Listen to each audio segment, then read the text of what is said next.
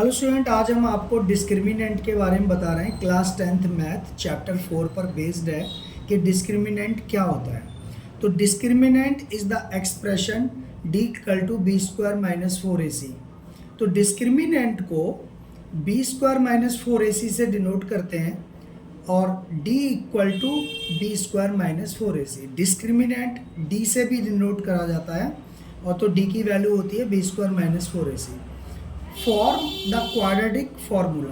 तो quadratic formula होता है कि ये क्वाड्रेटिक फार्मूला बहुत इंपॉर्टेंट है और ये होता है x equal to minus b plus minus b square minus 4ac upon T 2a। तो क्वाड्रेटिक फार्मूले के अंदर बी स्क्वायर माइनस 4ac होता है।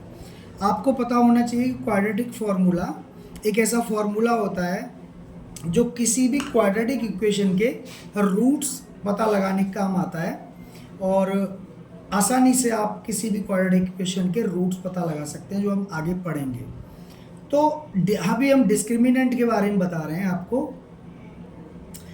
Discriminant is used to determine nature of root. तो डिस्क्रिमिनेंट जो होता है किसी भी क्वाड्रेटिक इक्वेशन के रूट्स की नेचर को बताता है।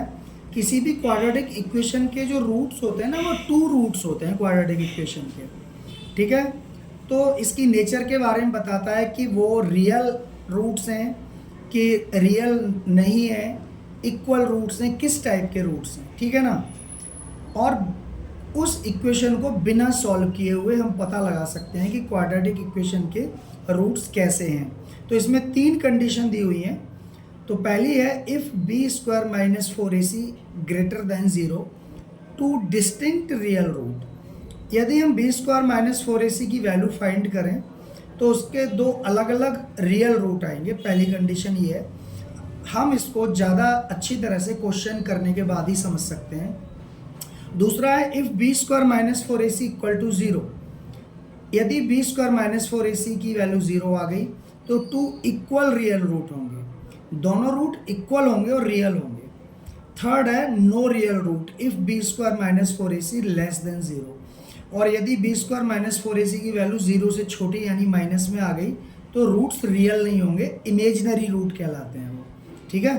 तो ये आपको मैंने बता दिए। अब हम करते हैं एक एग्जाम्पल लेते हैं, इससे आपको अच्छी तरह से समझ में आ जाएगा। तो बच्चों क्वेश्चन है find the discriminant of the quadratic equation 3x square minus 2x plus 1/3 equal to 0 and hence find the nature of roots, find them if they are real। तो क्वाड्रेटिक इक्वेशन दिया हुआ है, हम इनके रूट्स की nature find करेंगे B square minus 4ac के through इनकी वैल्यू निकाल के। तो देखो 3x square minus 2x plus 1/3 equal to 0, ये क्वाड्रेटिक इक्वेशन है। तो हम इसकी यहाँ से एक क्वाड्रेटिक इक्वेशन की जनरल फॉर्म होती है, वो होती है ax square plus bx plus c equal to 0। यहाँ से इससे कंपेयर करेंगे a इक्वल टू 3, तो यहाँ पे a की वैल्यू 3 आ गई, b इक्वल टू माइनस 2 है और c की वैल्यू है 1/3। अब हम बी स्क्वायर माइनस 4ac इसकी वैल्यू निकालेंगे, डिस्क्रिमिनेंट की वैल्यू। तो b की वैल्यू क्या है -2 का स्क्वायर -4 इंटू a की वैल्यू 3 और c की वैल्यू 1/3। 3 से 3 कैंसिल हो गया, -2 का जो स्क्वायर है वो 4 हो जाएगा और 4 बन जा 4, 4 से 4 cancel equal to 0।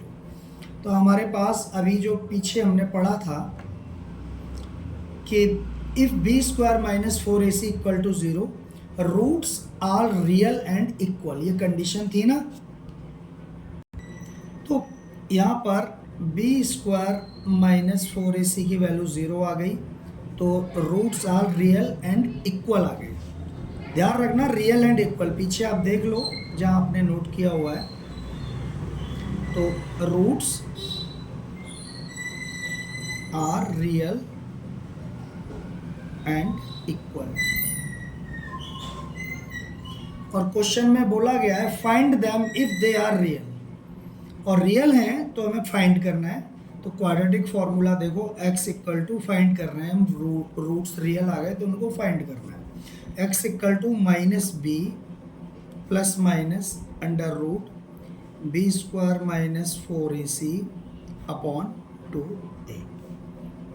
b minus b की वैल्यू क्या है, -2, एक माइनस फॉर्मूले का और एक ये जो -2 के साथ लगा है, plus minus under root b square minus 4ac की वैल्यू 0 है और 2 इंटू ए की वैल्यू 3 है।